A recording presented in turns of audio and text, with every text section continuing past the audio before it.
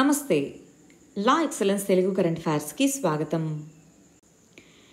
ఈ వీడియోలో మనం పెండింగ్ ఉన్న కాన్సెప్ట్స్ అన్నీ కంప్లీట్ చేస్తున్నామండి. 10th ఆగస్ట్ నుంచి 13th ఆగస్ట్ వరకు పెండింగ్ ఉన్నటువంటివి మనం కంప్లీట్ చేద్దాం. ఆల్రెడీ మనం ఇంతకుముందు పెండింగ్ ఉన్నవి ఇంకొక వీడియోలో చేసున్నాం. ఆ తర్వాత 14th to 17th ఇంకొక వీడియోలో చేసి 18th నుంచి మన రెగ్యులర్ ఫార్మెట్లో మనం కంప్లీట్ చేసుకుందాం. రైట్. మరి 10th ఆగస్ట్కి సంబంధించిన ఆర్టికల్స్ ఫస్ట్ చూద్దాం. IPCC intergovernmental panel on climate change. Very very important. I అంటే ఇంటర్ గవర్నమెంటల్ అని, పి అంటే ప్యానల్, సి క్లైమేట్, ఇంకొక C change. Intergovernmental panel on climate change అది 6th అసెస్మెంట్ రిపోర్ట్. ఈ IPCC అనేటటువంటిది group of experts ఉంటారు. So ఈ experts అందరూ కలిసి వివిధ ఫీల్డ్స్లో క్లైమేట్ చేంజ్కి సంబంధించిన రిపోర్ట్స్ అన్నిటినీ కూడా వేరే వేరే వాటిలో పబ్లిష్ చేసి ఉంటారు. వాటన్నిటిని గ్యాదర్ చేసేసి క్లైమేట్ చేంజ్కి సంబంధించి ఏ విధంగా ఉండొచ్చు ఏంటి అని అసెస్మెంట్ ఇస్తుంటారు. ఆ విధంగా ఐపీసీసీ 6th అసెస్మెంట్ రిపోర్ట్ని పబ్లిష్ చేయడం జరిగింది.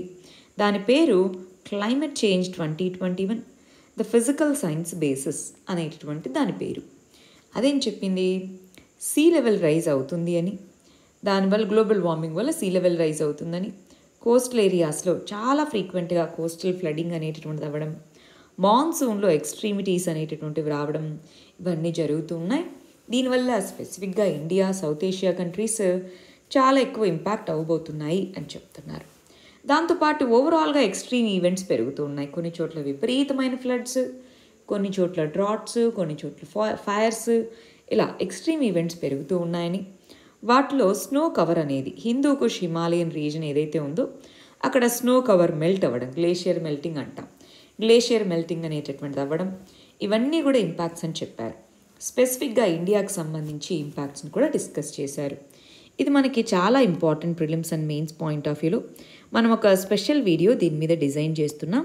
దాంట్లో మనం దీని గురించి ఇంకా డీటెయిల్గా తెలుసుకుందాం. Next issue, United nations security council maritime security. మనకి యుఎన్ఎస్సి యునైటెడ్ నేషన్స్ సెక్యూరిటీ కౌన్సిల్కి సంబంధించి ఇండియా అనేటటువంటిది 8th టైం నాన్ పర్మనెంట్ మెంబర్గా ఎన్నికవ్వడం జరిగింది. మనకి 5 పర్మనెంట్ సభ్యులు, 10 మంది నాన్ పర్మనెంట్ సభ్యులు ఉంటారు యుఎన్ఎస్సిలో. టోటల్గా 15 మంది. ఆ నాన్ పర్మనెంట్ సభ్యుల్లో ఇండియా అనేటువంటిది ఏషియా, సౌత్ ఏషియా రీజన్ నుంచి ఎన్నికవ్వబడింది. దాంట్లో 1 మంత్ వరకు యుఎన్ఎస్సికి ప్రెసిడెంట్గా ఇండియా ఉంటుందన్నమాట. ఈ సందర్భంలో ఒక ప్రెసిడెన్షియల్ రెజల్యూషన్ని చేపట్టడం జరిగింది. దేని మీద? మ్యారిటైమ్ సెక్యూరిటీ మీద. దాని కింద United Nations convention on law of seas, UNCLOS అంటారు. ఈ అన్క్లాజ్ అనేటటువంటి దాని కింద లీగల్ ఫ్రేమ్వర్క్ అనేటటువంటిది ఏర్పాటు చేయాలి. మ్యారిటైమ్ యాక్టివిటీస్ అన్నిటికీ కూడా ఒక లీగల్ ఫ్రేమ్వర్క్ అనేటటువంటిది ఏర్పాటు చేయాలి. మారిటైమ్ సెక్యూరిటీ రిలేటెడ్గా అందరూ కూడా గ్లోబల్ నార్మ్స్, గ్లోబల్ రూల్స్ని పాటించే విధంగా ఉండాలి. ఇండియా అనేటటువంటిది ఈ స్ట్రాటజీని ఇంప్లిమెంట్ చేయడం కోసం సాగర్ అనేటటువంటి పాలసీని, security and growth for all in the reason, Sagar అంటారు. సాగర్ అనే ఒక ఫ్రేమ్వర్క్ని తీసుకొని వచ్చింది మ్యారిటైమ్, రీజనల్ మ్యారిటైమ్ సెక్యూరిటీ కోసం. ఓవరాల్గా వరల్డ్ వైడ్గా కూడా మ్యారిటైమ్ సెక్యూరిటీ ఉండాలి అన్నదే యుఎన్ఎస్సి యొక్క మ్యారిటైమ్ సెక్యూరిటీ గురించి చెప్తున్నటువంటిది. రీసెంట్గా ప్రెసిడెన్షియల్ రెజల్యూషన్ కూడా దాని మీదే తీసుకున్నారు. నెక్స్ట్ ఎన్ఎస్ఓ అనేటటువంటి ఇజ్రాయలీ డిఫెన్స్ సాఫ్ట్వేర్ కంపెనీ, ఇజ్రాయెల్కి సంబంధించిన డిఫెన్స్ సాఫ్ట్వేర్ కంపెనీతో మాకు ఏ విధమైనటువంటి ట్రాన్సాక్షన్స్ లేవు అన్నట్టుగా మినిస్ట్రీ ఆఫ్ డిఫెన్స్ అనేటటువంటి చెప్పడం జరిగింది. అంటే మొన్నటి వరకు ఏంటి, 2 రకాల వాదనలు. ఒకటి, ఒకవేళ గవర్నమెంటే పెగాసస్ని కొని చాలామంది లీడర్స్, జర్నలిస్ట్, యాక్టివిస్ట్, లాయర్స్ వీళ్ళ మీద నిఘా పెట్టిందేమో, స్పైయింగ్ చేసిందేమో అన్నది ఒకవైపు వాదన అవుతే, రెండో వైపు ఒకవేళ గవర్నమెంట్ చేయకపోతే వేరే వాళ్ళు ఎవరన్నా చేపించుంటే అది ఇంకా థ్రెట్ కదా, అంత పెద్ద సైబర్ థ్రెట్ అయినట్టు కదా అన్నట్టుగా. గవర్నమెంట్ ఇప్పుడు మాకు ఏ విధమైన ట్రాన్సాక్షన్స్ లేవు ఎన్ఎస్ఓ గ్రూప్ టెక్నాలజీస్తో, స్పైవేర్తో అన్నారు. అంటే దాని మీనింగ్ ఏంటి? వేరే వాళ్ళు ఎవరో మన ఇండియన్ లీడర్స్, లాయర్స్, రైట్ యాక్టివిస్టులు వీళ్ళ మీద నిఘా పెట్టినట్టే కదా. మరి అది ఎంతవరకు కరెక్ట్? అది మన యొక్క ఓవరాల్ సెక్యూరిటీకి థ్రెట్ అన్నట్టే కదా. దాన్ని ఎలా డీల్ చేయాలన్నది ఇప్పుడు గవర్నమెంట్ చూడాల్సిన విషయం. నెక్స్ట్, కొలీజియం రికమెండేషన్స్ ఇస్తే గవర్నమెంట్ డిలే చేస్తుంది అన్నారు సుప్రీంకోర్టు. ఇంతకీ కొలీజియం అంటే ఏంటి? మనకి జడ్జెస్ కేసెస్ అని ఉంటాయండి. ఫస్ట్ జడ్జెస్ కేసు అని, సెకండ్ జడ్జెస్ కేసు అని, థర్డ్ జడ్జెస్ కేసు అని ఉంటుంది. వాటిలో ఏమన్నారంటే జ్యుడిషియరీకి సంబంధించి అపాయింట్మెంట్స్ కానీ ట్రాన్స్ఫర్స్ కానీ చేసేటప్పుడు జ్యుడిషియల్ ఇన్వాల్వ్మెంట్ ఉండాలి. ఆర్టికల్ 124 కింద ప్లస్ ఆర్టికల్ 214 కింద జ్యుడిషియల్ అపాయింట్మెంట్స్ ఇదేమో సుప్రీంకోర్టుకి, ఆర్టికల్ 214 కింద హైకోర్టుకి జరుగుతాయి కదా. ఓన్లీ ప్రెసిడెంట్ ఆఫ్ ఇండియాని నిర్ణయం తీసుకోకూడదు. రెండింటికి కూడా హైకోర్టు జడ్జెస్ని, సుప్రీంకోర్టు జడ్జెస్ని ఇద్దరిని కూడా ప్రెసిడెంట్ ఆఫ్ ఇండియాని అపాయింట్ చేస్తారు. ఓన్లీ ప్రెసిడెంట్ ఆఫ్ ఇండియాని నిర్ణయం తీసుకోవడం కాదు, president of India senior most జడ్జెస్తో కన్సల్టేషన్స్ చేపట్టాలి అన్నారు. సరే, మరి ఆ కన్సల్టేషన్స్ చేపట్టి ఆ group of judges CJI plus 4 group of జడ్జెస్ని కలిపి మనం కొలీజియం అంటాం. కొలీజియం అనేటటువంటిది రికమెండేషన్స్ ఇచ్చినా సరే అపాయింట్మెంట్స్ ట్రాన్స్ఫర్స్కి సంబంధించి మరి వీళ్ళేమీ నిర్ణయం తీసుకోవట్లేదు. ప్రెసిడెంట్ ఆఫ్ ఇండియా నిర్ణయం తీసుకోకపోతే గవర్నమెంట్ అంటే ఏం లాభం? ప్రెసిడెంట్ ఆఫ్ ఇండియా తనంతట తానుగా నిర్ణయాలు తీసుకోరు. Council of ministers headed by prime minister వాళ్ళ ఎయిడ్ అండ్ అడ్వైజ్ ప్రకారమే పనిచేస్తారు. అంటే ఇప్పుడు ఈ కొలీజియం ఇచ్చిన నేమ్స్ ఏవైతే ఉన్నాయో లిస్ట్ ఆఫ్ నేమ్స్ నుంచి కొంతమంది సెలెక్ట్ చేయాలి. లా మినిస్ట్రీ, దాని నుంచి prime minister, council of ministers వాళ్ళు రికమెండ్ చేస్తేనే ప్రెసిడెంట్ ఆఫ్ ఇండియా డెసిషన్ తీసుకుంటారు కదా. అందుకని సెంటర్ నుంచి డిలే ఉన్నట్టు, సెంటర్ అనేది డిలే చేస్తుంది. ఏమవుతుంది అపాయింట్మెంట్స్లో డిలే అవుతాయి? ఇప్పటికే ఎన్నో కేసెస్ పెండింగ్లో ఉన్నాయి. నెంబర్ ఆఫ్ జడ్జెస్ తక్కువగా ఉంటే, వేకెన్సీస్ ఎక్కువగా ఉంటే ఏమవుతుంది? ఇంకా పెండింగ్ కేసెస్ పెరుగుతూ వెళ్తాయి లేదా? ఆ పెండింగ్ కేసెస్ అనేవి పెరగడం వల్ల జస్టిస్ డిలే అవుతుంది. Justice delayed is justice denied అని అంటాం. సో అలా జరుగుతుంది. అందుకని ఎంత త్వరగా వీలైతే అంత త్వరగా దీన్ని ఫిల్ చేయాలి. కొలీజియం సిస్టంలో ఎన్నో ప్రాబ్లమ్స్ ఉన్నాయండి. అందుకోసమే ఎంఓపి అనేది కూడా తీసుకొచ్చారు, మెమరాండమ్ ఆఫ్ ప్రొసీజర్ అని. అయినా సరే అదంత ఎఫెక్టివ్గా లేకపోవడం అనేది దీనికే నిదర్శనం అన్నమాట. రైట్. సో ఏదేమైతేనేమి కొలీజియం రికమెండేషన్ సీరియస్గా కన్సిడరేషన్లోకి తీసుకోవాలి. Next, self sufficiency in edible oil production అంటున్నాం. ఎడిబుల్ ఆయిల్ అంటే కన్జంప్షన్ ఆయిల్స్ అని, మనం తిండి ఫుడ్లోకి తీసుకునేవి. రీసెంట్గా గవర్నమెంట్ అనేటటువంటిది national mission on edible oil, palm oil అనేటటువంటి మిషన్ని తీసుకొని వచ్చింది. ఈ మిషన్ యొక్క ప్రపోజల్ ఏంటి? మనము 60% ఎడిబుల్ ఆయిల్స్ని ఇంపోర్ట్ చేసుకుంటున్నాం. దాని నుంచి 45% వరకు ఆ ఇంపోర్ట్స్ని తగ్గించాలి నెక్స్ట్ వచ్చే 3-4 ఇయర్స్లో. డొమెస్టిక్ ఎడిబుల్ ఆయిల్ ప్రొడక్షన్ని పెంచాలి. ఇదిగోండి 10.5 మిలియన్ టన్నుల నుంచి 18 మిలియన్ టన్నులకు పెంచాలి. 70% గ్రోత్ రేట్ని అచీవ్ చేయాలి. 55% గ్రోత్ని ఆయిల్ సీడ్స్లో తీసుకొని రాగలగాలి. 47 మిలియన్ టన్స్కి ఆయిల్ సీడ్స్ మొత్తం ప్రొడక్షన్ని తీసుకొని రావాలి. దీనికి ముందు ఒక స్కీమ్ ఉండేది, national mission on oil seeds and oil palm అని. దాన్ని మనం నేషనల్ ఫుడ్ సెక్యూరిటీ మిషన్తో కలిపేశాం. ఇప్పుడు దాని ప్లేస్లో 2015లోనే కలిపేశాం. ఇప్పుడు దాని ప్లేస్లో ఈ కొత్త మిషన్ని తీసుకొని వచ్చి, ఎందుకంటే ఆయిల్ సీడ్స్, ఆయిల్ పామ్ అనేటటువంటి దాన్ని ఇంపోర్ట్ చేసుకోవడం వల్ల ఒకటి ఆహార భద్రత మీద మనకి ఇండైరెక్ట్గా ఎఫెక్ట్ ఉన్నట్టే కదా. ఇంపోర్ట్ చేసుకుంటూనే ఫుడ్ సెక్యూరిటీ మనకు ఉంటుంది, లేకపోతే ఉండదు. సో ఫుడ్ సెక్యూరిటీ మెయింటైన్ చేయాలంటే ఖచ్చితంగా దీనికి సంబంధించి ఆ ఇంపోర్ట్ డిపెండెన్స్ అనేది తగ్గించగలగాలి. నెక్స్ట్, ఇండియా ఆస్ట్రేలియా రిలేషన్స్ అంటున్నారు. రీసెంట్గా ఆస్ట్రేలియాకి సంబంధించినటువంటి farmer prime minister Tony Abbott, ఆ వ్యక్తి ఇప్పుడు ఆస్ట్రేలియా గవర్నమెంట్ యొక్క అఫీషియల్ కమర్షియల్ నెగోషియేటర్ అన్నమాట, ఇండియాను విజిట్ చేయడం జరిగింది. ఇండియా ఆస్ట్రేలియా మధ్య కమర్షియల్ టైస్ ఏ విధంగా ఉండాలి ఏంటి అని మాట్లాడడం కోసం. ఆ విజిట్లో ఏమన్నారంటే, చైనా అనేటటువంటిది ట్రేడ్ని ఒక వెపన్గా వాడుకుంటుంది. వెపనైజేషన్ ఆఫ్ ట్రేడ్ అంటారు. స్ట్రాటజిక్ వెపన్గా ట్రేడ్ని వాడుకుంటుంది. అంటే దాంతో బాగా స్ట్రాంగ్ ట్రేడ్ రిలేషన్స్ ఉన్నప్పుడు దాన్ని ఏం చేస్తుంది, సడన్గా వాళ్ళ ట్రేడ్ ఆపేయడమో క్యాన్సిల్ చేయడమో ఇలా చేస్తే ఏమవుతుంది, మిగిలిన వాళ్ళు ఇబ్బంది పడతారు. సో అలాగ ట్రేడ్ని వెపన్గా వాడుకుంటుంది. ఇలాంటి సందర్భంలో ఇండియా లాంటి డెమోక్రటిక్ కంట్రీస్ మిగిలిన డెమోక్రటిక్ కంట్రీస్ అన్నిటికీ పెద్ద మార్కెట్, పెద్ద ప్రొడ్యూసర్గా ఉండాలి. ఆ రెస్పాన్సిబుల్ రోల్ని అది యాక్సెప్ట్ చేయాలి. డెమోక్రటిక్ కంట్రీస్ విల్లింగ్గా ఉన్న ఇండియా వైపు షిఫ్ట్ అవ్వడానికి ఇండియా అనేది రెడీగా ఉండాలి అన్నట్టుగా చెప్పడం జరిగింది. ఈ కంటెక్స్లో మనం ఓవరాల్గా ఇండియా ఆస్ట్రేలియా రిలేషన్షిప్ గురించి చూడొచ్చు. బట్ ఇక్కడైతే కమర్షియల్ రిలేషన్షిప్కి వచ్చేటప్పటికీ ఆస్ట్రేలియాకి చైనాతోనే ఎక్కువ ట్రేడ్ ఉంది మనతో పోలిస్తే. స్లోగా అది మార్చాలి. ఇప్పటికే చైనా చాలా ఆస్ట్రేలియా నుంచి వెళ్ళే ఇంపోర్ట్స్ని బ్యాన్ చేసింది. దాంతోపాటు డిప్లొమాటిక్గాను వాళ్ళ మధ్య ప్రాబ్లమ్స్ రావడం వీటితో ఆస్ట్రేలియా ఆల్టర్నేటివ్స్ని వెతుకుతుంది. అందులో భాగంగానే ఇండియా యొక్క స్ట్రెంగ్త్, ఇండియా గురించి మాట్లాడడం ఎందుకు అంటే చైనాకు ఆల్టర్నేటివ్గా ఇండియాని చూడాలి అన్నట్టుగా ప్రపోజల్ అన్నమాట. నెక్స్ట్ ఎడిటోరియల్స్ చూద్దామండి. 10th సంబంధించిన ఎడిటోరియల్స్ చూద్దాం. ఇండియా చైనా బార్డర్ డిస్ప్యూట్కి సంబంధించి ఇండియా చైనా మధ్యలో లాస్ట్ 1 year నుంచి జూన్ 2020లో మనకి క్లాషెస్ అనేవి జరిగాయి. ఎస్పెషల్గా గల్వన్ వ్యాలీ ఆ ప్రాంతంలో 1967 తర్వాత అంత సివియర్ మోస్ట్ వైలెంట్ ఇన్సిడెంట్స్ అన్నమాట. పాంగాంగ్ లేక్ దగ్గర, పెట్రోలింగ్ పాయింట్ 17 గోగ్రా దగ్గర, గల్వన్ వ్యాలీ ఇక్కడ. సో రీసెంట్గా డిస్ఎంగేజ్మెంట్ ఇద్దరు ట్రూప్స్ అనేవి ప్లేస్ చేశారు. పాంగాంగ్ సో నుంచి తీసేసాము, గోగ్రా నుంచి తీసేసాము. ఇంకా చాలా చోట్ల హాట్ స్ప్రింగ్స్ అని ఇక్కడ ఇంకా ట్రూప్స్ ఉన్నాయి. ప్రస్తుతానికైతే బఫర్ జోన్, మీరు ఇక్కడికి రావద్దు, మేము ఇక్కడికి రాము, ఈ జోన్ అనేది బఫర్గా ఉంచాలి అని అలా మాట్లాడుకున్నాం. కానీ ఇది టెంపరీ కదా, పెట్రోలింగ్ ఈ ఏరియాలో చేయకూడదు, అది చేయడం వల్లే కదా డిస్ప్యూట్స్, బఫర్ జోన్ పెట్టుకుందాం అన్నారు. బాగుంది. కానీ పీస్ అనేటటువంటి లాంగ్ లాస్టింగ్గా ఉండాలి అంటే ఎలా అవుతుంది? అది ఓన్లీ ఒక పొలిటికల్ ప్రాసెస్ని బిల్డ్ చేయగలిగినప్పుడు మాత్రమే లాంగ్ లాస్టింగ్ పీస్ అనేటటువంటిది ఉంటుంది, అదర్వైజ్ ఉండదు. అంతేనా? Next Saudi Arabia Iran relationship. Saudi Arabia Iran ఇద్దరు కూడా బద్ధ శత్రువులుగా చెప్పచ్చు ఆ ప్రాంతంలో.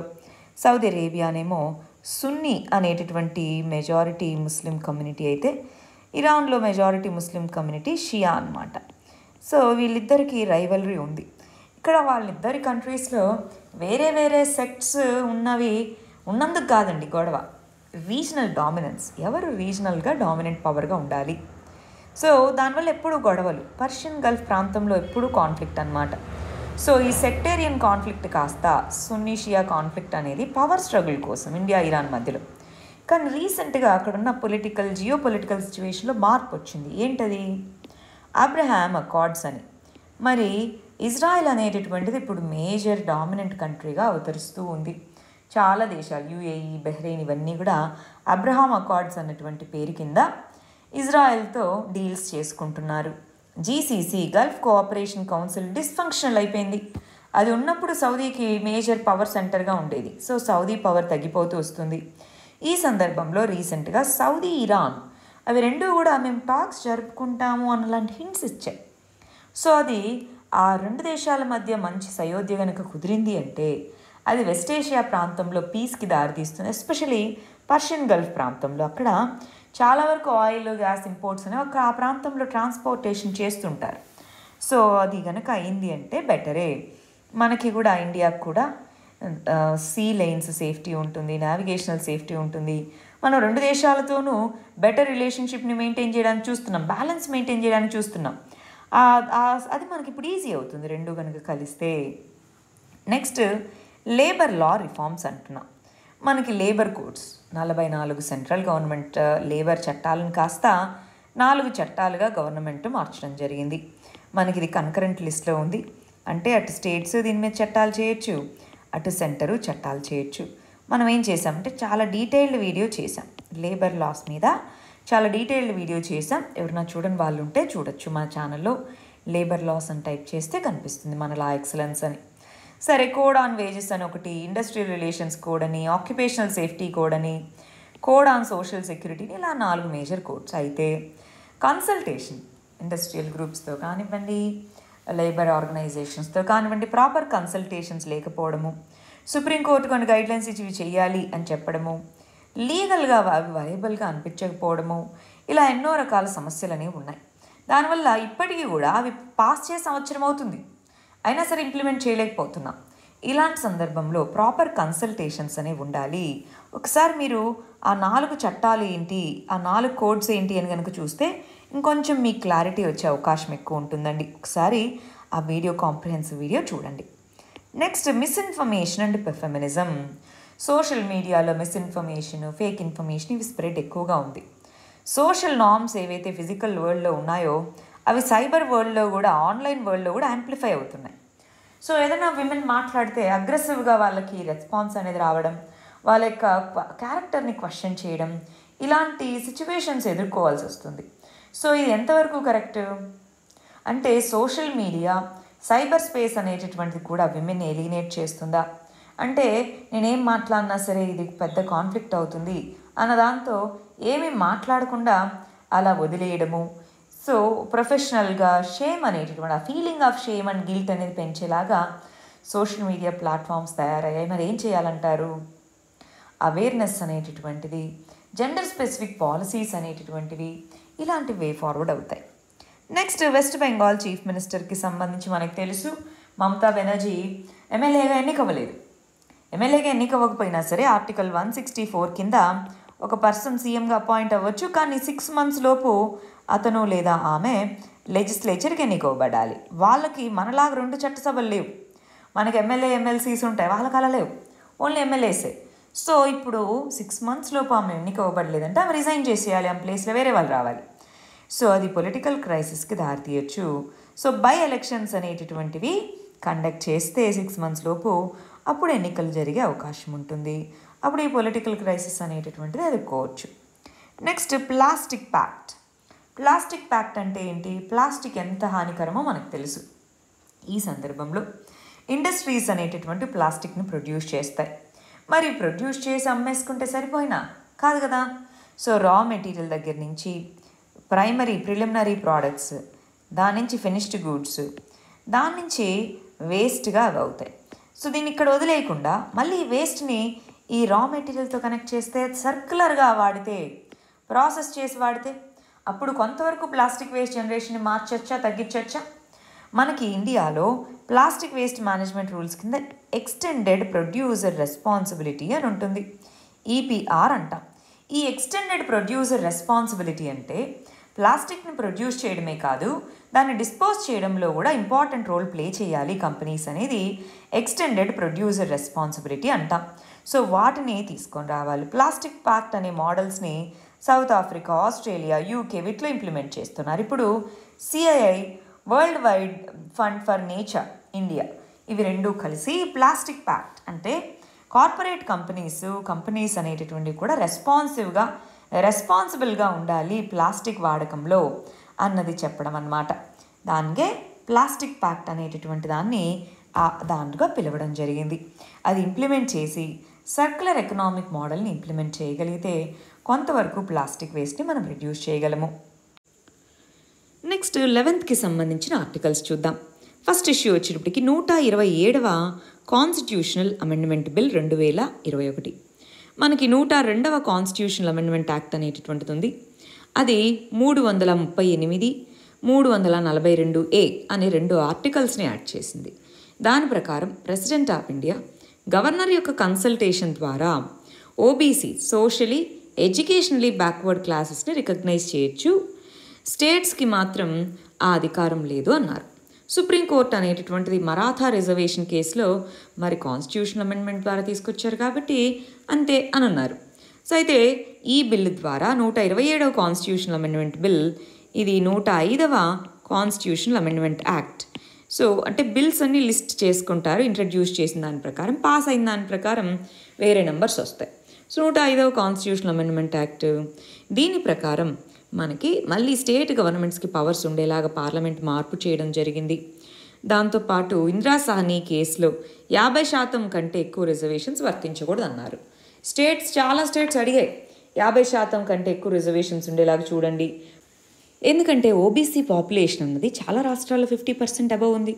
అలాంటప్పుడు ఓన్లీ 27% రిజర్వేషన్స్ అయినా ఓబీసీస్కి 50% సీలింగ్ తీసేస్తే పెంచుకుంటాం కదా, ఇలా అన్నమాట. ప్రస్తుతానికైతే అది తీసేయలేదు, ఆ లిమిట్ అలాగే ఉంది. మార్పు చేసింది ఒక్కటే అన్నమాట. ప్రెసిడెంట్ ఆఫ్ ఇండియానే కాదు, రాష్ట్రాలకు కూడా ఓబీసీ లిస్ట్ అనేది పంపించే అవకాశం ఉంది అని.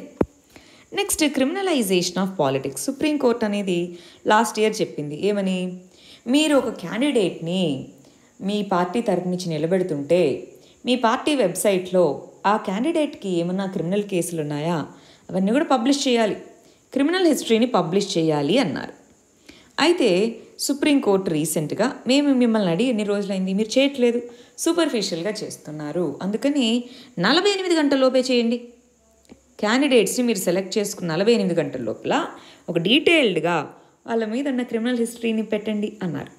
ఇప్పటికే చాలాసార్లు సుప్రీంకోర్టు ద్వారానే ఇంటర్వెన్షన్స్ అయ్యాయి, కానీ పార్లమెంట్ కానీ గవర్నమెంట్ కానీ ఈ క్రిమినలైజేషన్ ఆఫ్ పాలిటిక్స్ని అడ్రస్ చేయడానికి డైరెక్ట్ మెజర్స్ ఏం తీసుకోవట్లా. సుప్రీంకోర్టు ఎన్నో కేసుల్లో నోటా ఇంట్రడ్యూస్ చేయడం దగ్గర నుంచి ఎన్నో రకాల ఆప్షన్స్ని అదే ఇంట్రడ్యూస్ చేస్తూ వచ్చింది. కానీ పార్లమెంట్కి అసలు ఆ అధికారం, అసలు ఆ బాధ్యత ఉందా లేదా అన్నది ఆలోచించాలన్నమాట. నెక్స్ట్ ఉజ్వల స్కీమ్ 2.0. ఉజ్వల, ప్రధానమంత్రి ఉజ్వల యోజన అంటారు.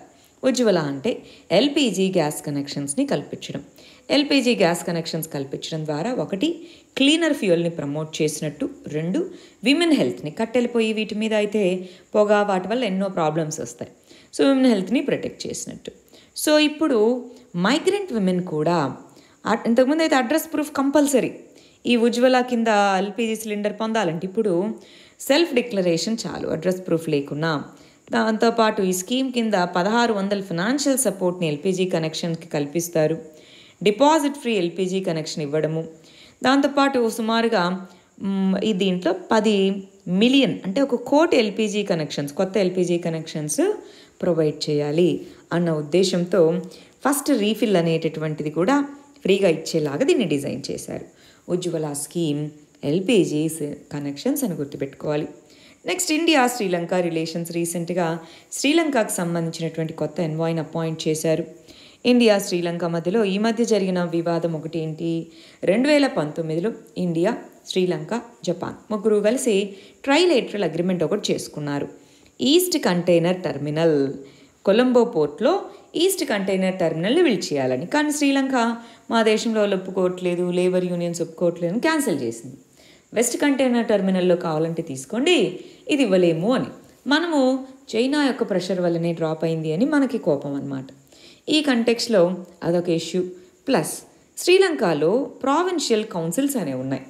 మనకి రాజీవ్ గాంధీ టైంలో ఇండో శ్రీలంక ఒప్పందం అనేది జరిగింది 1987లో. దాని ప్రకారం వాళ్ళ కాన్స్టిట్యూషన్లో మార్పులు చేసి తమిళియన్స్ వీళ్ళకు రిప్రజెంటేషన్ ఉండాలి కాబట్టి ప్రావిన్షియల్ కౌన్సిల్స్ రావాలని రాసుకున్నాం. వాళ్ళు కాన్స్టిట్యూషన్లో అమెండ్మెంట్ చేసుకున్నారు. అయితే ఇప్పుడు అవి చాలా వరకు ఫంక్షనల్గా లేవు, సో ఎందుకు వాటిని ఉంచడం, తీసేయాలని అడుగుతున్నారు. అంటే అప్పుడు మన 2 దేశాల మధ్య ద్వైపాక్షికంగా చేసుకున్న ఒప్పందాన్ని మనం వైలేట్ చేసినట్టే. దాంతోపాటు మన 2 దేశాల మధ్య ట్రేడ్ అయితే ఉంది, కానీ ఆ ట్రేడ్ అనేటటువంటిది ఓన్లీ ట్రాన్సాక్షనల్గానే ఉంది.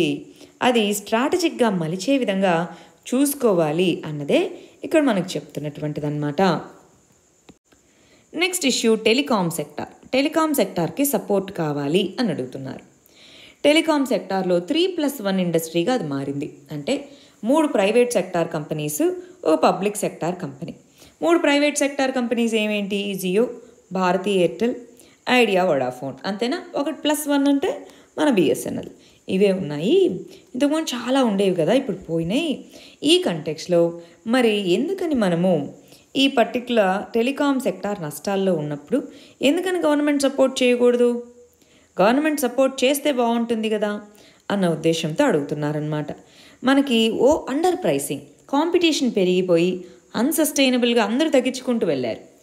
దానివల్ల కంపెనీస్కి చాలా తక్కువ రిటర్న్స్, కానీ వాళ్ళు ఖర్చు పెట్టేది ఎక్కువ. దాంతోపాటు డిస్ప్యూట్స్ ఇవన్నీ ఉండడంతో ఈ ఏరియా అనేది చాలా క్రైసిస్ని ఫేస్ చేస్తుంది. అందువల్ల గవర్నమెంట్ సపోర్ట్ ఇవ్వాలి అన్నట్టుగా మన ఇండస్ట్రీస్ అనేటటువంటి అడగడం జరిగింది. బట్ గవర్నమెంట్ అయితే ప్రస్తుతానికి దీని మీద ఏమీ రెస్పాండ్ అవ్వలేదు. Next United nations security council debate on maritime security. మనకు తెలుసు యుఎన్ఎస్సిలో 5 పర్మనెంట్ దేశాలు, 10 నాన్ పర్మనెంట్ సభ్య దేశాలు ఉన్నాయి. ఇండియా అనేది 8వసారి నాన్ పర్మనెంట్ సభ్య దేశంగా ఎన్నికైంది. 2 సంవత్సరాలు టెన్యూర్ ఉంటుంది. ఈ పర్మనెంట్ నాన్ పర్మనెంట్ 15 దేశాలు కలిసి మంత్ వైజ్గా ఒక్కొక్కళ్ళు ప్రిసైడ్ అవుతూ ఉంటారు. సో ఈ టైంలో మన ప్రెసిడెన్సీ నేతృత్వంలో యుఎన్ఎస్సిలో ఒక డిబేట్ని కండక్ట్ చేయడం జరిగింది మ్యారిటైమ్ సెక్యూరిటీ కింద. దాంట్లో 5 పాయింట్స్ మీద ఫోకస్ చేశారు. ఒకటేంటి, మ్యారిటైమ్ సెక్యూరిటీకి సంబంధించి ఇదిగో లెజిటిమేట్ మ్యారిటైమ్ ట్రేడ్ని ప్రమోట్ చేయాలి. దానికి ఏమన్నా బ్యారియర్స్, అడ్డంకులు ఉంటే తీసేయాలి. మ్యారిటైమ్ డిస్ప్యూట్స్ పీస్ఫుల్గా సెటిల్ చేసుకోవాలి. న్యాచురల్ డిజాస్టర్స్ ఇవేమన్నా వచ్చినప్పుడు సమర్థవంతంగా కలిసికట్టుగా ఎదుర్కోవాలి. మ్యారిటైమ్ థ్రెట్స్ని నాన్ స్టేట్ యాక్టర్స్, పైరేట్స్ వీళ్ళు ఉంటారా, వాళ్ళ నుంచి ప్రొటెక్ట్ చేసుకోవాలి. మ్యారిటైమ్ ఎన్విరాన్మెంట్ని ప్రొటెక్ట్ చేసుకోవాలి. మ్యారిటైమ్ కనెక్టివిటీని, రెస్పాన్సిబుల్ కనెక్టివిటీని ఎంకరేజ్ చేయాలి. సో ఈ టైంలో UNCLOS United Nations convention on law of Seas, United Nations convention on law of Seas కింద లీగల్ ఫ్రేమ్వర్క్ అనేటటువంటి తీసుకొని రావాలని, అది అందరూ యాక్సెప్ట్ చేయాలని. మనకేమైందంటే అండి, సౌత్ చైనా సీ అని ఒకటి ఉంటుంది. ఆ సౌత్ చైనా సీలో చైనా అనేటటువంటిది డామినెంట్గా ఉంటుందన్నమాట. చైనా యొక్క డామినెన్స్ ఎందుకు ఉండాలి? మిగిలిన చుట్టుపక్కలన్నీ కూడా ఉన్నాయి కదా. సో ఇలాగా దానికి సంబంధించి కొంత కాంట్రవర్సీ ఉంది. అందుకే ప్లస్ అది మ్యారిటైమ్ సిల్క్ రోడ్ అని తీసుకొని రావడము, కొంత ఈ మ్యారిటైమ్ డిస్కషన్ మొత్తం రష్యాని చైనాను ఒకవైపు, మిగిలిన వాటిని ఒకవైపు పెట్టినట్టుగా అనిపించింది. బట్ ఇది ఓవర్ వ్యూ లాగా ఉండుంటే బాగుండేది ఇంకా అన్నది ఇక్కడ ఒక ఆర్గ్యుమెంట్ అనమాట. నెక్స్ట్, జ్యుడిషియల్ అపాయింట్మెంట్స్లో డిలే అవ్వడం. చాలా ట్రిబ్యునల్స్, హైకోర్ట్స్ వీటిలో డిలేస్ ఉన్నాయి. మనకి కొలీజియం సిస్టమ్ అని ఉంటుందండి.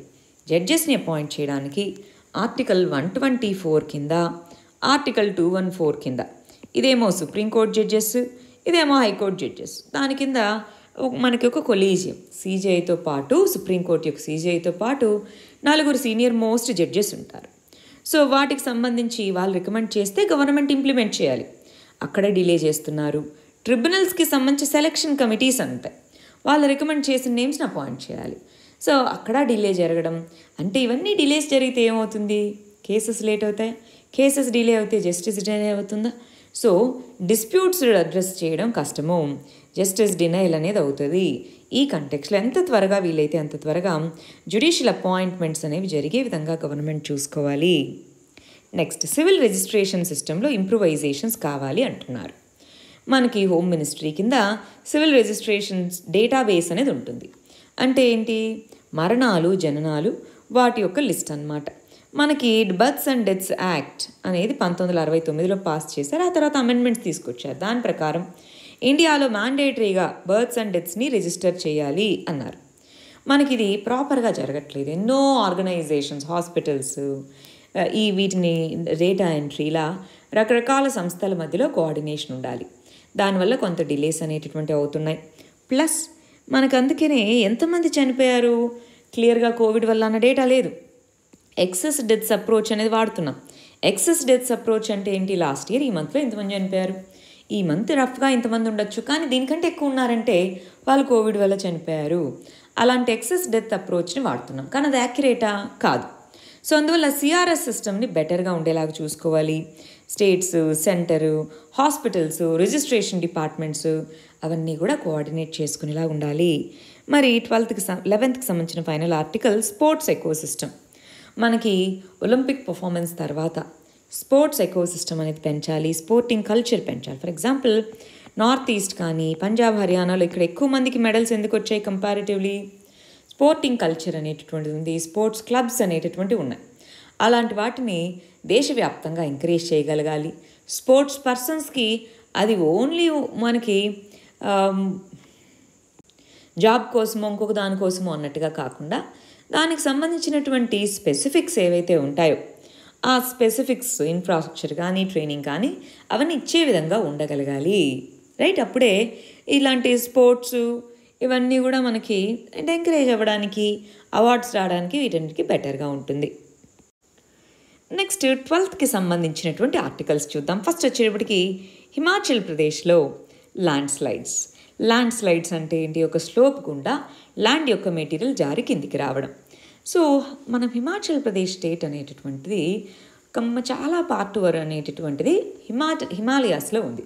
హిమాలయాస్ అనేవి సెడిమెంటరీ మౌంటైన్స్, ఇప్పటికి కూడా అవి గ్రో అవుతూ ఉన్నాయి. అటు ఇండియన్ ప్లేట్, యురేషియన్ ప్లేట్ అనేటటువంటిది ఢీ కొట్టడం వల్ల హిమాలయాస్ ఫామ్ అయ్యాయి. సో అవి ఇప్పటికి కూడా మరి గ్రో అవుతూ ఉన్నాయి. ఇటువంటి సందర్భంలో ఆ ఏరియాలో సీజ్మిసిటీ, ఎర్త్క్వేక్స్ వచ్చే ఛాన్సెస్ ఎక్కువ.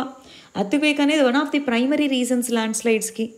ఆ సందర్భంలో ల్యాండ్ స్లైడ్ హజార్డ్ జొనేషన్ మ్యాప్ని గమనించి చూస్తే 70% హిమాచల్ ప్రదేశ్ స్టేట్ హై రిస్క్లో ఉంది, 14% సివియర్ నుంచి వెరీ సివియర్ రిస్క్లో ఉంది.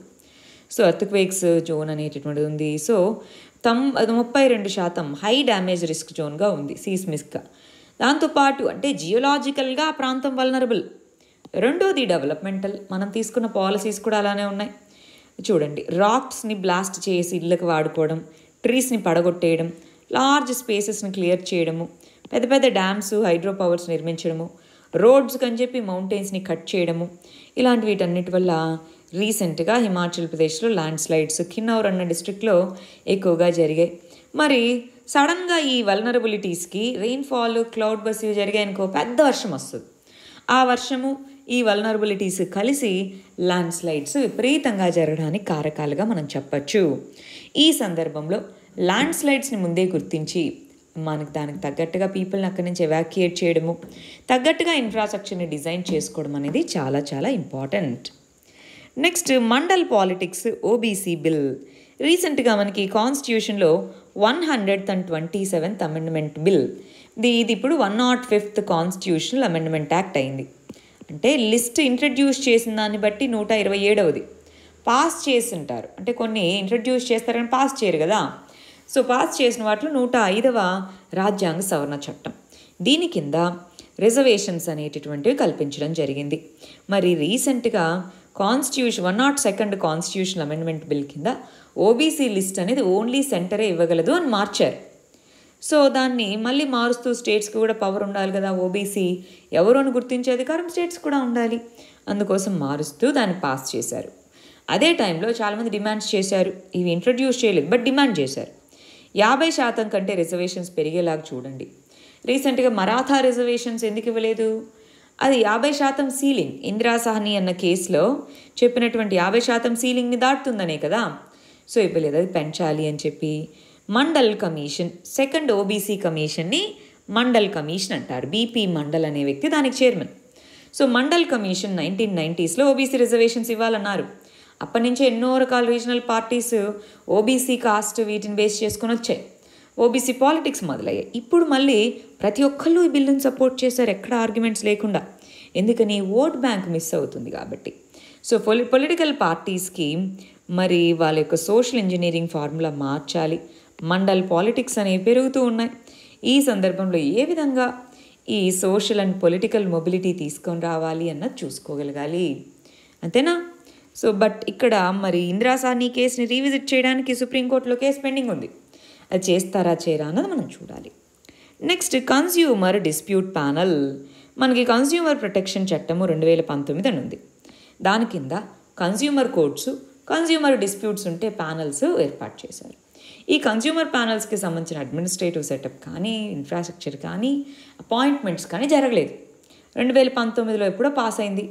అసలు ఈ కన్స్యూమర్ ప్రొటెక్షన్ యాక్ట్ని సిటిజన్ యొక్క రైట్స్ని ప్రొటెక్ట్ చేయడానికి తీసుకొచ్చాం.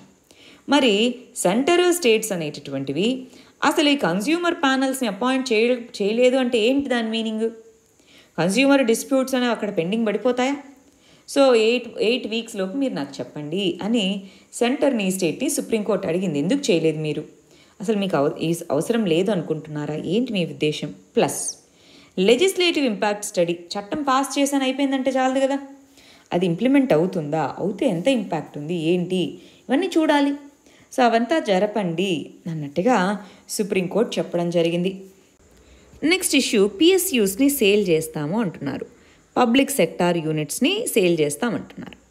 అంటే ఆల్రెడీ చాలా వాటిలో డిస్ఇన్వెస్ట్మెంట్ చేసేసింది public sector companies. For example Paradip phosphates అని, హిందుస్థాన్ జింక్, బాల్కో అని ఇలాంటి వాటిలో ఆల్రెడీ డిస్ఇన్వెస్ట్మెంట్ చేసేసింది. కొంత మైనస్ స్టేక్ ఉంది. అది కూడా ఎందుకు? అది కూడా సేల్ చేయాలి అన్నట్టుగా ఆలోచిస్తున్నారు. మనకి ఈ డిస్ఇన్వెస్ట్మెంట్కి సంబంధించి మినిస్ట్రీ ఆఫ్ ఫినాన్స్ కింద దీపం, department of investment and public asset management అంటారు, ఇది ఉంది. ఇది నోడల్ ఏజెన్సీ, అది చూసుకోబోతుంది. దాంతోపాటు పిఎస్యూస్కి సంబంధించిన ఆస్తులు ఏవైతే ల్యాండ్స్, ఇన్ఫ్రాస్ట్రక్చర్ ఉంటుందో వాటిని మానిటైజ్ చేయాలి అని లాస్ట్ ఇయర్ బడ్జెట్లో చెప్పారు. సో అసెట్ మానిటైజేషన్ చేయడము, ఆల్రెడీ డిస్ఇన్వెస్ట్మెంట్ చేసిన వాటిని కంప్లీట్గా ప్రైవేటైజ్ చేయాలి అన్న పాలసీని మన వాళ్ళు ఇంప్లిమెంట్ చేయడానికి ప్రయత్నిస్తున్నారని చెప్తున్నారు. నెక్స్ట్ ఇష్యూ, ఎస్ఈజెడ్స్, స్పెషల్ ఎకనామిక్ జోన్స్లో ల్యాండ్ అనేటటువంటిది ఏదైతే ఖాళీగా ఉందో ఆ ల్యాండ్ని మానిటైజ్ చేస్తామని చెప్తున్నారు. అంటే 30,000 కోట్ల రూపాయలు ఐడియల్ ల్యాండ్ అనేది ఖాళీగా ఉంది. సో ఈ టైంలో వాటిని ఫ్రీ అప్ చేస్తామని, ఎస్ఈజెడ్స్కి ఇచ్చేటటువంటి RODETP, remission on duties and taxes on export products. Exports పెంచాలి. అసలు ఎస్ఈజెడ్స్ అనేవి ఏంటి? ఇండియాలోనే కొన్ని ప్రాంతాలని స్పెషల్ జోన్స్గా గుర్తించి వాటిలో ట్యాక్సెస్ ఇవంతా కూడా ఫారిన్ కంట్రీలో ప్రొడక్షన్ జరిపితే ఎలా ట్రీట్మెంట్ ఉంటుందో అలా ఉండేలాగా చూస్తారు. ఆ ఏరియా స్పెసిఫికల్లీ ఎక్స్పోర్ట్స్ కోసమే డెసిగ్నేట్ చేశారు. బేసిక్ ఇన్ఫ్రాస్ట్రక్చర్ అవి తీసుకొస్తారు, బట్ ట్యాక్సేషన్ అంతా డిఫరెంట్గా ఉంటుంది. సో ఎక్స్పోర్ట్ ఇన్సెంటివ్ స్కీమ్స్ ఇంతకుముందున్న వాటిని తీసేసి remission of duties and taxes on export product scheme అని తీసుకొచ్చారు. దానికి సంబంధించి అన్యూటిలైజ్డ్ ల్యాండ్ పార్సల్స్ని తీసేయడము, ప్లస్ ఈ స్కీమ్ కింద ఇండియా యొక్క ఎక్స్పోర్ట్స్ని ప్రమోట్ చేసేలాగా చూడడం. ఓవరాల్గా ఎస్ఈజెడ్స్ అనేవి 30% ఇండియన్ ఎక్స్పోర్ట్స్కి కాంట్రిబ్యూట్ చేస్తున్నాయి. సో వీటిని ఇంకా పెంచాలి. ల్యాండ్ ఖాళీగా ఉంది, దాన్ని మానిటైజ్ చేయాలి. డబ్బులు లేవు ఇప్పుడు కరోనా టైంలో, అందుకని ఇవన్నీ ప్రయత్నాలు అన్నమాట. Next post graduate medical regulation rules 2021. రీసెంట్గా ఇండియన్ మెడికల్ అసోసియేషన్ అనేది నేషనల్ మెడికల్ కమిషన్ అడిగింది. ఏమని? మీరు post graduate medical education regulations అనే ప్రపోజ్ చేశారు, డ్రాఫ్ట్ రూల్స్, అవి వెనక్కి తీసుకోండి అన్నారు. ఏ చట్టం కింద ప్రపోజ్ చేశారు? నేషనల్ మెడికల్ కమిషన్ చట్టం అనే దాని కింద. ప్రస్తుతానికైతే ఈ పర్టికులర్ డ్రాఫ్ట్ రూల్స్ ప్రకారం కామన్ కౌన్సిలింగ్ అనేటటువంటి జరుగుతుంది పోస్ట్ గ్రాడ్యుయేట్ కోర్సెస్కి. సో అదే ఇంతకుముందు అయితే ఎన్ఈటి అనేటటువంటి దాని కింద అడ్మిషన్స్ అనేటటువంటివి పోస్ట్ గ్రాడ్యుయేట్ నీట్ని బట్టి half seats all India level, half seats స్టేట్స్కి ఉండేవి. ఇప్పుడు దీంట్లో ఏం మార్పులు చేశారు? ఇప్పుడు అసలు స్టేట్స్కి ఏ విధమైన పవర్ లేదు, అన్నీ కూడా ఆల్ ఇండియా లెవెల్గానే ఫిల్ చేస్తాం సీట్స్ అంటే. స్టేట్స్కి ఏం పవర్స్ లేవు. కానీ స్టేట్ మెడికల్ కాలేజెస్ అయ్యుండి అవి ఫండింగ్ చేస్తూ వాటికి ఏ విధమైన పవర్ లేదంటే ఎలాగా? అటు ఫెడరలిజం దెబ్బతిందా, ప్లస్ అటు మెడికల్ కాలేజెస్కి స్టేట్ ఫండింగ్ చేయకపోతే క్వాలిటీ తగ్గిపోతుంది కదా.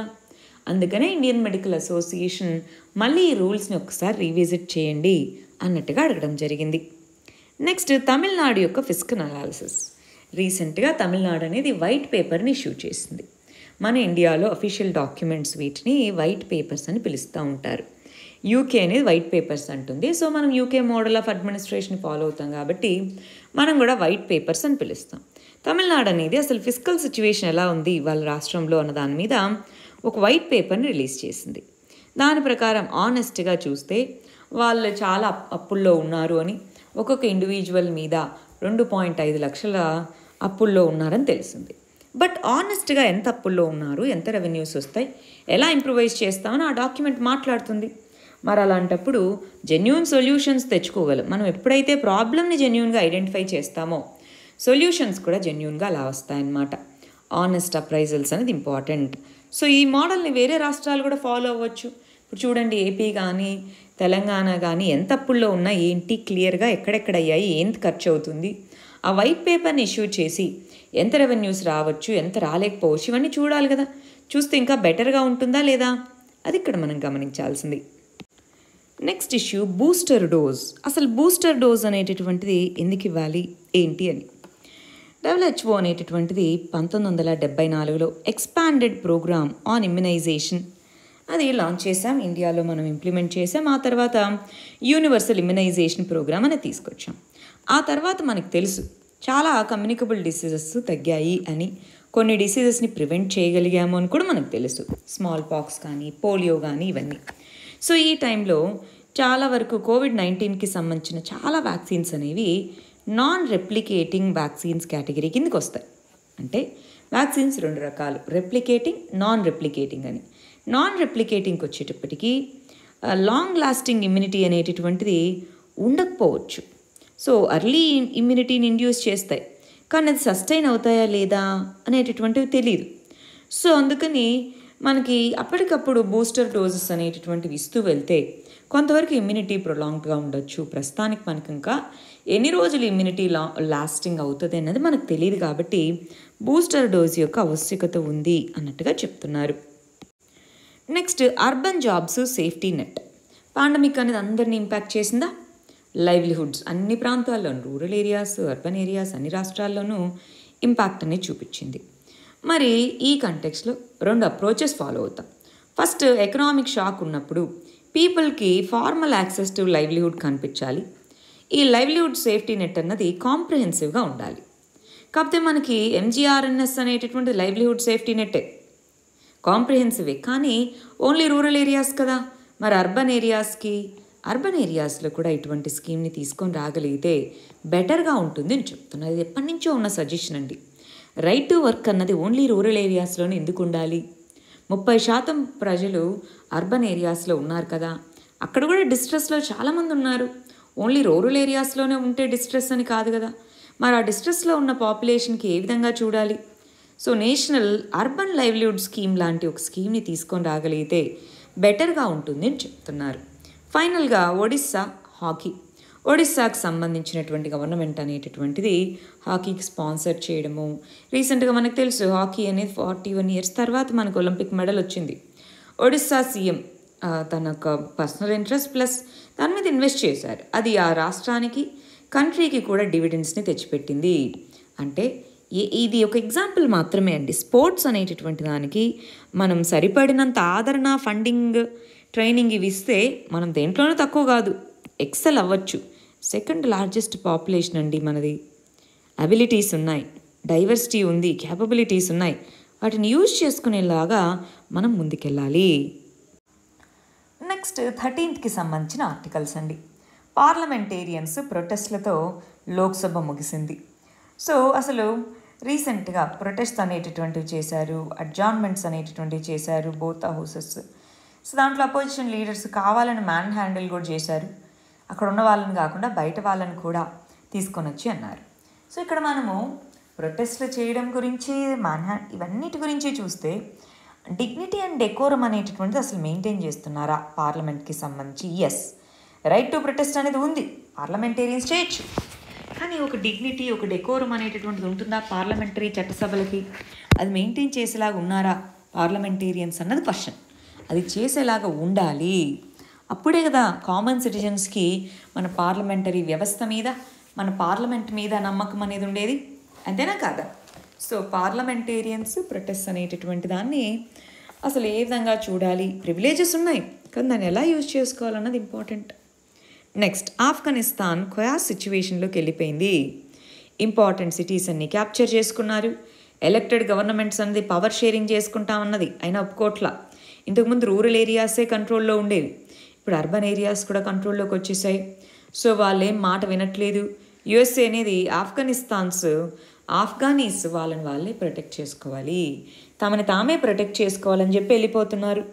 మరి ఇంత పెద్ద హ్యుమానిటేరియన్ క్రైసిస్, దీనికి సొల్యూషన్ ఏంటి? ఇంటర్నేషనల్గా అందరూ ప్రెషరైజ్ చేయాలా? ఏంటి సొల్యూషన్? అది ఇక్కడ చూడాలి. నెక్స్ట్, జిఎస్ఎల్వి F-10 లాంచ్ అనేటటువంటిది ఫెయిల్ అయింది అన్నారు.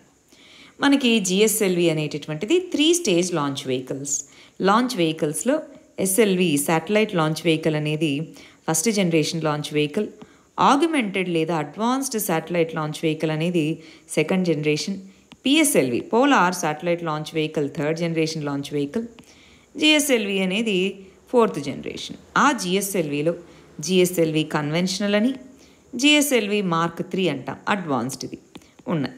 దీంట్లో ఈ కన్వెన్షనల్ దీంట్లో రష్యా యొక్క క్రయోజనిక్ ఇంజిన్ని వాడతాం. Mark 3లో ఇండియా యొక్క క్రయోజనిక్ ఇంజిన్. అంటే 3 stages ఉంటాయి జిఎస్ఎల్విలో. Solid stage, liquid second stage, cryogenic third stage. ఇవి 2 బర్న్ అయ్యాయి. థర్డ్ స్టేజ్కి వచ్చేటప్పటికి ఇంజిన్ స్టార్ట్ అవ్వాల. దాంతో మిషన్ అనేటటువంటిది ఫెయిల్ అయింది, ఇగ్నిషన్ అనేది ఫెయిల్ అయింది. సో ఇది ఎర్త్ అబ్జర్వేషన్ శాటిలైట్ని జియో ట్రాన్స్ఫర్ ఆర్బిట్లో ప్లేస్ చేయాల్సిండగా ప్లేస్ చేయలేకపోయింది. క్రయోజనిక్ ఇంజిన్ అనేది Russian origin. So GSLV Mark 3లో ఇండిజినస్ ఇంజిన్, కానీ ఇది రష్యన్ ఆరిజిన్ అనమాట. సో ఈ సందర్భంలో మరి ఇస్రో ఏం చేయాలి? ప్రతిసారి సక్సెస్ అనేటటువంటిది ఉండదు కదా. సో పబ్లిక్ గేజ్ అనేటటువంటి దాని నుంచి ఓపెన్గా ఉండాలి. తన యొక్క సక్సెస్ స్టోరీస్ని, ఫెయిల్యూర్స్ని రెండింటినీ షేర్ చేసుకోగలగాలి. ఎర్త్ అబ్జర్వేషన్ 3 శాటిలైట్ అనేది రియల్ టైమ్ ఇమేజింగ్ కోసం పంపించాం. సో అందుకే దీన్ని జియో స్టేషనరీ ఆర్బిట్లో పెట్టాలనుకున్నాం, కానీ ఈ మిషన్ ఫెయిల్ అయింది. Next, Kinnaur land slips. Himachal ప్రదేశ్లో కిన్నౌర్ అనేటటువంటి ప్లేస్. సో ఆ డిస్ట్రిక్ట్లో ల్యాండ్ స్లైడ్స్ అనేవి జరిగి చాలామంది చనిపోయారు. రోడ్స్, ఇన్ఫ్రాస్ట్రక్చర్ డ్యామేజ్ అయింది.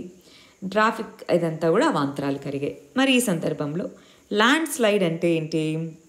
ఏదైనా స్లోప్ ఉన్నటువంటి ఏరియాలో గ్రావిటీ ఇన్ఫ్లుయెన్స్ కింద వివిధ రకాల ఫ్యాక్టర్స్ వల్ల, ఎర్త్క్వేక్ వల్ల కావచ్చు, లేదా బాగా హెవీ వానబడి ఇలా రావచ్చు, ఇలా ఏ రీజన్ వల్ల అయినా సరే ల్యాండ్ అనేది స్లోప్ గుండా కిందికి జారి వస్తే దాన్ని ల్యాండ్ స్లైడ్ అని పిలుస్తాం. Landslide hazard zonation map of India అన్నది ఉంది. దాని ప్రకారం 70% హిమాచల్ ప్రదేశ్లో, ఆ రాష్ట్రంలో హై రిస్క్ ఉన్నవి ఉన్నాయి, 14% severe risk, very severe risk ఉన్నటువంటివి ఉన్నాయి. అంటే ఆ హిమాచల్ ప్రదేశ్ అనేది ఎక్కడుందో ఒకసారి గుర్తెచ్చుకోండి. మ్యాప్లో హిమాలయాస్లో ఉందా? హిమాలయాస్లో ఎర్త్క్వేక్స్ అనేవి రావచ్చా? దాంతోపాటు జియోలాజికల్గా అక్కడ రిస్కీ జోన్స్ అనేటటువంటివి ఉన్నాయి. Developmental projects, dams, hydro power projects కట్టడము, చాలా వరకు టూరిజం కోసమని స్లోప్స్, వీటిలో మౌంటైన్ స్లోప్స్, వీటిలో రోడ్స్ అని, బిల్డింగ్స్ అని, వాటన్నిటికీ చాలా ఫారెస్ట్ రీజన్ నరికివేయడము ఇలా చేశారు. దాంట్లో ఎప్పుడైనా వర్షం పడ్డప్పుడు, క్లౌడ్ బర్స్ట్ పడ్డప్పుడు హిమాచల్ ప్రదేశ్లో చాలా హ్యూజ్ స్కేల్ ల్యాండ్ స్లైడ్స్ జరుగుతున్నాయి అన్నమాట. సో ఈ సందర్భంలో ల్యాండ్ స్లైడ్స్ని తగ్గించేలాగా structural measures, non structural measures తీసుకోవాలి. ముందుగానే ఎర్లీ వార్నింగ్ సిస్టమ్ని స్ట్రెంగ్తెన్ చేసుకోవాలి. అప్పుడే ఈ ల్యాండ్ స్లైడ్స్ వీటి యొక్క ఇంటెన్సిటీని తగ్గించగలము. నెక్స్ట్ అల్ మొహద్ అల్ హింద్ అనేటటువంటిది ఇండియా సౌదీ అరేబియా మధ్య first time joint navy exercise అనేది చేపడుతున్నాం. దాన్ని అల్ మొహద్ అల్ హింద్ అని పిలుస్తున్నాం అన్నమాట. అరేబియన్ సీలో ఈ జాయింట్ నేవీ ఎక్సర్సైజ్ అనేటటువంటి చేపడుతున్నాం. మనకి జాయింట్ మిలిటరీ ఎక్సర్సైజ్ అని లిస్ట్ ఉంటుంది, ఆ లిస్ట్ చూసుకోవాలండి. Next joint survey on tigers and elephants. మనకి మినిస్ట్రీ ఆఫ్ ఎన్విరాన్మెంట్ అనేది ప్రతి ఫ్రీక్వెంట్గా 4 సంవత్సరాలకు ఒకసారి టైగర్ సర్వేని, 3 ఇయర్స్కి ఒకసారి ఎలిఫెంట్ సర్వేని చేపడుతూ ఉంటుంది. So tiger survey once in 4 years, elephant survey once in 5 years, 3 కాదండి 5 years చేపడుతూ ఉంటుంది. రీసెంట్ సర్వే ప్రకారం ఇండియాలో 2997, సుమారుగా 3000 టైగర్స్ ఉన్నాయి. 2017 ప్రకారం 29,000 ఎలిఫెంట్స్ అనేటటువంటి ఉన్నాయి. సో 90% ఏరియా ఎలిఫెంట్స్, టైగర్స్ రెండు కలిసే ఉంటాయి. జోన్స్ అనేవి కామన్గా ఉంటాయి. సో అందుకని ఎందుకు కామన్ సర్వే చేపట్టకూడదు? టైం సేవ్ అవుతుంది, కాస్ట్ సేవ్ అవుతుంది, హ్యూమన్ రిసోర్సెస్ సేవ్ అవుతాయి కదా. సో ఆ రెండు ఉన్నటువంటి ఏరియాస్లో ఒకే సర్వే చేపడితే బాగుంటుంది. ఇండియాలో ఏషియన్ ఎలిఫెంట్స్ అనేవి ఎండేంజర్డ్ లిస్ట్లో ఉన్నాయి. సో 60% ఎలిఫెంట్ పాపులేషన్ అంతా కూడా ఇండియాలోనే ఉంది. సో ఇటువంటి సందర్భంలో జాయింట్ సర్వే చేపడితే బాగుంటుంది కదా అని ministry of environment, forest and climate change అనేది ఒక ప్రపోజల్ని తీసుకొని వచ్చాయి. నెక్స్ట్ ఇండియా యొక్క ఎడ్యుకేషనల్ ఎమర్జెన్సీ అంటున్నారు. ఫార్మల్ లెర్నింగ్ మెథడ్స్లో చాలా మార్పు అనేటటువంటిది రావాలి. ఎడ్యుకేషన్, హెల్త్, లైవ్లీహుడ్స్ వీటన్నిటినీ దృష్టిలో పెట్టుకోవాలి. మనకి ఇప్పుడు చూడండి, మన కరోనా అనేటటువంటిది చాలా వాటి మీద ఇంపాక్ట్ చూపించింది. కానీ ఎడ్యుకేషన్ మీద చాలా డిఫరెన్షియల్ ఇంపాక్ట్. కొంతమందికి క్వాలిటీ ఎడ్యుకేషన్ కొంతవరకైనా లభించగలిగింది, చాలామందికి అది కూడా లేకుండా పోయింది. సో హైబ్రిడ్ స్కూలింగ్ మోడల్స్ అంటే డైరెక్ట్గా స్కూల్కి వచ్చి స్కూల్లో కూర్చొని నేర్చుకునేది, ఆన్లైన్ ఇలాంటివి ఇంట్రడ్యూస్ చేయాలి అంటున్నారు. సో యంగ్ ఏజ్ నుంచి ఇంట్రడ్యూస్ చేయాలి. So special needs, children with special needs, hearing సరిగా వినిపించని వాళ్ళు, కళ్ళు కనిపించని వాళ్ళు, ఇలా రకరకాలుగా ఉంటారు. అందరికీ తగ్గట్టుగా కరికులంని డిజైన్ చేయాలి, అందరికీ తగ్గట్టుగా ప్రోగ్రామ్స్ని డిజైన్ చేయాలి. ఆ విధంగా మరి ఈ స్కూలింగ్ సిస్టమ్ అనేది మార్చాలి. ఇప్పుడు మనం ఫేస్ చేస్తున్నది ఎడ్యుకేషనల్ ఎమర్జెన్సీగా పరిగణించాలి. నెక్స్ట్ పార్లమెంటు, దాని యొక్క పనితీరు. లోక్సభ, రీసెంట్ లోక్సభ 19% తన యొక్క షెడ్యూల్డ్ టైంలో పనిచేసింది. రాజ్యసభ 26% పనిచేసింది. చాలా క్రూషియల్ బిల్స్ని అసలు ప్రాపర్ అడిక్వేట్ డిస్కషన్ లేకుండానే పాస్ చేశాం. సో పార్లమెంటరీ స్టాండింగ్ కమిటీకి అవి రికమెండ్ చేయలేదు.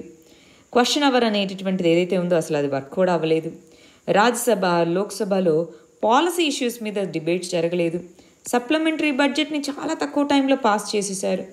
సో ఇవన్నీ కూడా పార్లమెంటరీ వ్యవస్థ యొక్క ఓవర్సైట్. అటు పార్లమెంటరీ వ్యవస్థ అంటే లెజిస్లేచర్ అనేటటువంటిది ఎగ్జిక్యూటివ్ని క్వశ్చన్ చేస్తుంది, ఏం చేసావు, ఎలా పనిచేస్తున్నావు అని. అది కదా మామూలుగా అయితే. మరి అక్కడ డిలే అనేటటువంటిది వస్తే ఎలాగా? పార్లమెంటరీ వ్యవస్థ ఫంక్షనింగ్లో ఇవన్నీ వస్తే ఎలాగా? వీటిని అడ్రస్ చేసుకోవాలి. మరి ఫైనల్ ఇష్యూ వచ్చేటప్పటికి ఇండియా యొక్క ఒలింపిక్ పర్ఫార్మెన్స్, బెటర్ కోచెస్ ఉండడము, state of the art infrastructure ఉండడము, సపోర్టివ్ ఎకోసిస్టమ్ ఉండడము, యంగ్ స్టేజ్లోనే పిల్లల యొక్క ఇంట్రెస్ట్ని గుర్తించి వాళ్ళకి ట్రైనింగ్ ఇప్పించడము, ఇవన్నీ కూడా పర్ఫార్మెన్స్ని బెటర్ చేయడంలో ఉపయోగపడతాయి. ఇవి 10th నుంచి 13th వరకు ఉన్నటువంటి ఆర్టికల్స్ యొక్క జిస్ట్ అండి. మనం నెక్స్ట్ వీడియోలో 14th నుంచి 17th వరకు ఉన్న ఆర్టికల్స్ చూద్దాం. దీనికి సంబంధించిన నోట్స్ వీడియో డిస్క్రిప్షన్లో ఉంది. 18th నుంచి మనం రెగ్యులర్గా మన ఓల్డ్ ఫార్మెట్లోనే వీడియోస్ చూద్దాం. All the very best. Thank you very much.